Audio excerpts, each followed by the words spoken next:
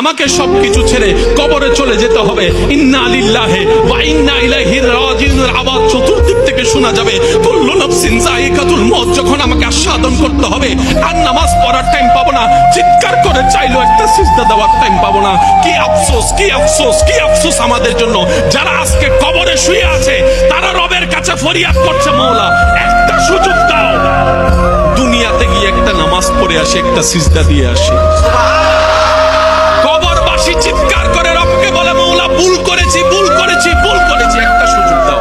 আবার দুনিয়ায় যাব, মাওলা হাজার ব্যবসা থাকুক আমি নামাজ ছাড়বো না, হাজার চাকরি থাকুক আমি নামাজ ছাড়বো না, মাওলা একটা সুযোগ দাও, একটা সুযোগ দাও, একটা সুযোগ দাও। মাটির নিচে যারা আছে তারা বলছে, আর মাটির উপর যারা আছে তারা বলছে, ভাই নামাজ তো পড়তে হয়। একজনে বলে যে কিভাবে আসবো, আমার প্যান্ট তো ঠিক নাই, আমার প্যান্টও ঠিক নাই, আমার ফসল তো পাক নাই, আমার কাপড় তো পাক নাই।